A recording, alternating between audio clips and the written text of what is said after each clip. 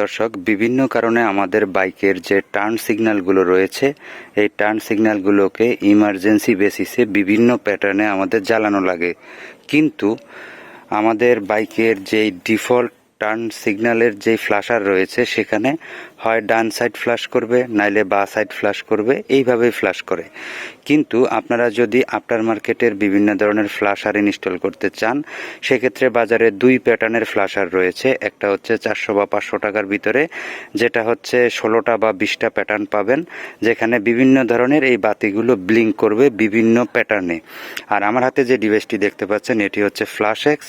এই ফ্ল্যাশ এক্সের মাধ্যমে কিন্তু আপনারা 60টা প্যাটার্ন পাবেন, এবং সর্বশেষ যে মেমোরিটি ইউজ করছেন, সেই মেমোরিটি কিন্তু যে কোনো সময় জরুরি প্রয়োজনে আপনারা ব্যবহার করতে পারবেন। এবং এই ফ্ল্যাশ এক্সের আরেকটা সুবিধা হচ্ছে, এটার জন্য আলাদা কোনো সুইচের প্রয়োজন হয় না। তো আজকের এই ভিডিওতে আমি আপনাদেরকে এই ফ্ল্যাশ এক্স যে হ্যাজার্ড মডিউলটি রয়েছে, এই ফ্ল্যাশ এক্স হ্যাজার্ড মডিউলটি আমার FZS ভার্সন 3 বাইকে সম্পূর্ণভাবে ইনস্টল করে দেখাবো। তো চলুন আমরা এটা ইনস্টল করার জন্য আমাদের বাইকের পিছনে যে জ্যাক আছে, এখানে জাস্ট প্লাগ অ্যান্ড প্লে। তো কিভাবে আপনারা ইনস্টল করবেন সেটাই আপনাদেরকে এখন আমি দেখিয়ে দিচ্ছি। তো শুরু করা যাক ভিডিওটি। সবার প্রথমে আমরা যখন চাবিটা অন করব, অন করার সাথে সাথেই কিন্তু আমাদের যে টার্ন ইন্ডিকেটরগুলো রয়েছে, এগুলো একবার ফ্ল্যাশিং করে বন্ধ হয়ে যাবে। তো ধরেন আপনি রেগুলার যেই আপনার ইন্ডিকেটর রয়েছে সেটা আপনি ব্যবহার করবেন। তো আমরা যদি একটু বায়ে দেই, তার মানে আমাদের বাঁ সাইডের বাতিটা জ্বলতেছে, এই দেখেন, এই যে বাঁ সাইডের বাতিটা জ্বলতেছে। এবং আমরা যদি ডানে দেই, আমাদের ডান সাইডের বাতিটা জ্বলবে। হ্যাঁ, এবং মাঝখানে যদি আমরা চাপ দেই, তাহলে হচ্ছে আমাদের নর্মাল যে ফ্ল্যাশার রয়েছে সেটা বন্ধ হয়ে যাবে।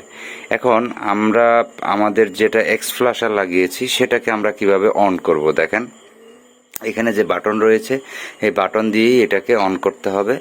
তো এটা অন করার সিস্টেম হচ্ছে লেফট রাইট লেফট এন্টার। হ্যাঁ, তো একটু দেখতে থাকেন, লেফট রাইট লেফট এন্টার।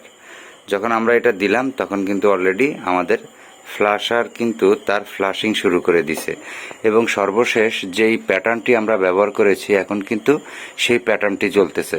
এখন মনে করেন আপনি হাই স্পিডে বা লো স্পিডে যেভাবে হোক ফ্ল্যাশার জ্বালিয়ে যাচ্ছেন, কিন্তু আপনার বায়ে একটা মোড় পড়ছে। তো আপনি বা দিকের টার্ন ইন্ডিকেটর জ্বালাবেন, মানে রেগুলার যে ইন্ডিকেটর সেটা জ্বালাবেন। তো এক্ষেত্রে যখন এই ফ্ল্যাশারটা চলবে, তখন দেখেন আমরা যদি শুধু লেফটে দেই, দেখেন এখন কিন্তু অনলি লেফটেরটা জ্বলতেছে আমাদের, মানে রেগুলারটা। হ্যাঁ, আমাদের ফ্ল্যাশার কিন্তু এখন পশ হয়ে আছে। এখন আমরা যদি এটাকে আবার একটু বন্ধ করে দেই, বন্ধ করে দিলে আমাদের আবার ফ্ল্যাশারটা চালু হয়ে যাবে। হ্যাঁ, তো এখানে আরেকটা বিষয় একটু আপনারা ভালো করে দেখেন, এই ফ্ল্যাশারটা যখন ফ্ল্যাশিং করবে, একই সাথে কিন্তু আপনার যে ব্যাকলাইট রয়েছে, সেই ব্যাকলাইটও কিন্তু সে ফ্ল্যাশিং করবে, এবং এই বাতির সাথে সে ব্যাকলাইটও ফ্ল্যাশিং করবে। তো দর্শক, এখন যদি আমরা প্যাটার্ন চেঞ্জ করতে চাই, তাহলে আমরা কিভাবে প্যাটার্নটা চেঞ্জ করব, সেটা হচ্ছে এইভাবে। দেখেন আমি কিভাবে চেঞ্জ করি, লেফট এন্টার। যখন আমরা লেফট এন্টার দিলাম, তখন কিন্তু আমাদের আরেকটা মুড জ্বলে উঠলো, দেখতে পাচ্ছেন, এটা হচ্ছে আরেকটা মুড। এরপরে আমরা যদি লেফট এন্টার আরেকটা দেই, তাহলে দেখেন এটা হচ্ছে আরেকটা মুড। তারপরে আমরা আরেকবার লেফট এন্টার দেই, তাহলে এটা আমাদের আরেকটা মুড জ্বলবে। ঠিক করে আমরা যদি এইভাবে দেই, দেখেন এখন আমাদের আরেকটা মডেল জ্বললো, আরেকটা ডিজাইন হলো, দেখেন। এরপরে যদি আমরা আরেকটা দেই, দেখেন কিরকম জ্বলে, একবার এই সাইডে একবার এই সাইডে একবার এই সাইডে একবার এই সাইডে, এইভাবে জ্বলবে।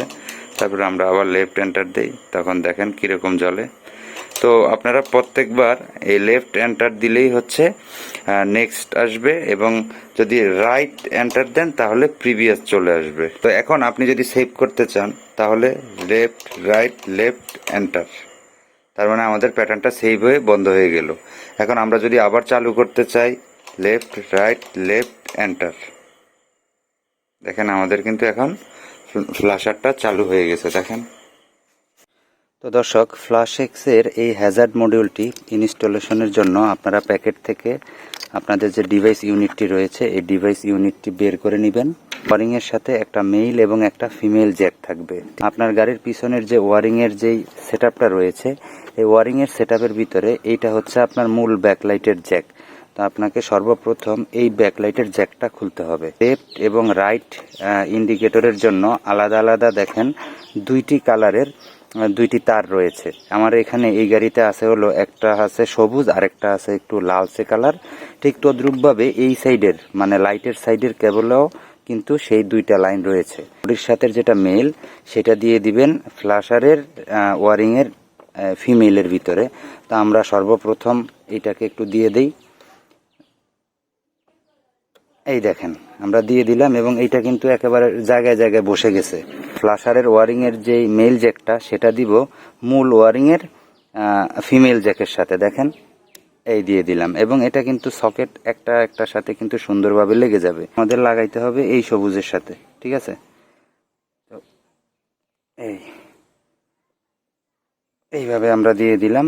আর এখানে গোড়ায় যে প্লাস্টিক রাবারগুলো, এই রাবারগুলো কিন্তু অবশ্যই আপনাদেরকে মনে করে দিয়ে দিতে হবে, তা না হলে পানি ঢুকে এই জ্যাকগুলো সমস্যা করতে পারে। তো এবার আমরা আরেকটা কাজ করব, সেটা হচ্ছে আমাদের ওয়ারিংয়ের যেই আরেকটা মেইন লাইন রয়েছে সেই মেইন লাইনের সাথে এবার আমরা হলুদ তার দুইটা লাগিয়ে দিব। জাস্ট এইটা হচ্ছে এই লাইনের, এই যে একটা মেল একটা ফিমেল, একটা মেল একটা ফিমেল, এই সিস্টেমেই কিন্তু টোটাল সেটআপটা লাগবে। তো এই লাগাইয়া দিলাম। এবং আমরা এই সাইডের যে জ্যাকটা আছে এই পাশের জ্যাকের সাথে আমরা এইটাকে লাগিয়ে দিব। ওকে, এই বাস আমাদের ওয়ারিংয়ের কাজ কিন্তু হয়ে গেছে। এখন আমরা জাস্ট কি করব, খুবই সিম্পল প্রসেস। আমরা এই টোটাল সেটআপটাকে আমরা এইখানের যেই আমাদের যে সকেটের ইয়ে রয়েছে, যেটাকে বলা হয় সকেটের যেই উপর দিয়ে একটা ওয়াটার রেসিস্ট্যান্টের মতো একটা পর্দা রয়েছে বা কাভার রয়েছে, এই কাভারটাকে আমরা টেনে দিব। এবং এখানে আরেকটা কাজ করতে হবে, এই সাইডের যেই জ্যাকগুলো, এই জ্যাকগুলোর এখানে দেখেন এটাকে একটু আটকে দিতে হবে, দিয়ে তারপর এই ভাঁজের ভিতরে আপনাদেরকে ভরে দিতে হবে। দেখেন আমি একটু ভরে দিতেছি। মানে এটা আসলে সিম্পল, বুঝলে একেবারেই সিম্পল। আপনারা ঘরে বসেই কিন্তু লাগাতে পারবেন, কোনো টেকনিশিয়ান মেকার কারোই কোনো হেল্প এটা লাগানোর জন্য প্রয়োজন হবে না। এবার আপনারা স্বাভাবিকভাবে এইখানে আপনাদের এটা যেখানে ছিল জাস্ট ওখানেই আপনারা ভিতরের দিকে চেপে আটকিয়ে দিবেন। এখানে আর কোনো কাজ নাই এটার। যে মূল ওয়ারিংটা, এই মূল ওয়ারিংয়ের সাথে এই জায়গাটা, এই ফ্ল্যাশ এক্সটা লাগানোর সময় খুবই সাবধানতা অবলম্বন করতে হবে। কীরকম, এখানের যে এই মেল জ্যাক আর ফিমেল জ্যাক, এই মেল আর ফিমেলের ভিতরে এই লকটা ঠিকমতো কাজ করতেছে কিনা এইটা আপনাদেরকে ভালো করে দেখতে হবে। হ্যাঁ, তো আমরা প্রথমবারের মতো এইটার ভিতরে জিনিসটা জ্যাকে জ্যাকে লাগিয়ে দিলাম। তো এখন আমরা যদি গাড়ির চাবিটা অন করি তাহলে সবার প্রথমে কি হয় আমরা একটু দেখি।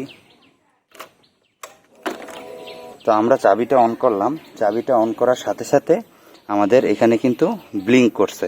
ঠিক, এবার প্রথমবারের মতো আমাদের ফ্ল্যাশারটাকে চালু করব।